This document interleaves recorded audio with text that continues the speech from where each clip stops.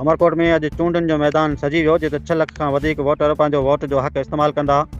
Election commission Umarkot तरफ़ां चूंडुनि लाइ सभु इंतज़ाम मुकमल कया विया आहिनि। तफ़सील मूजिबि क़ौमी असैम्बली जे हल्के NA 213 ते उमरकोट जी नंढी चूंडुनि सिलसिले में अॼु चूंडुनि जो मैदान सजी वियो आहे, जंहिं लाइ इलेक्शन कमीशन उमरकोट तरफ़ां मुकमल इंतज़ाम कया विया आहिनि। पोलिंग सुबुह 8 वॻे शुरू थी आहे, जेका बिना कंहिं वक़्फ़े जे शाम 5 वॻे ताईं जारी रहंदी। तक में रजिस्टर्ड वोटरनि जो अंगु 6,08,997 आहे, जिन मां औरत वोटरनि जो अंगु 2,87,311 आहे।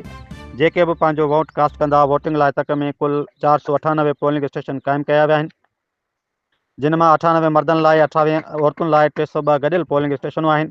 क़ाइमु कयल पोलिंग स्टेशन मां 91 खे इंतिहाई हसास ऐं 269 खे हसास करार ॾिनो वियो आहे। इलेक्शन कमीशन मुताबिक़ इंतिहाई हसास पोलिंग स्टेशन ते 8 पुलिस एहलकार मुक़ररु कया वेंदा ऐं CCTV कैमरा बि लॻाया विया आहिनि।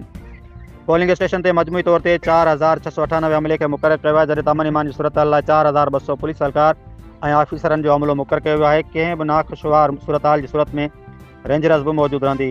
ज़िमनी चूंडुनि में PP जो उम्मीदवार सबा टालपुर ऐं तहरीक इंसाफ़ समेत अपोज़िशन जे गॾियल आज़ाद उम्मीदवार लाल माली विच में सख़्तु मुक़ाबले जो इम्कान आहे।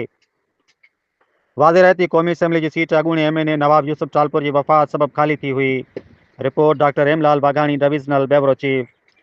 तव्हां सभिनी दोस्तनि खे अर्ज़ु आहे त किथे बि को नाख़ुशगवार मौक़ो अला न करे पेश अचे त नेशनल प्रेस क्लब सामारो जी टीम सां राब्तो कयो।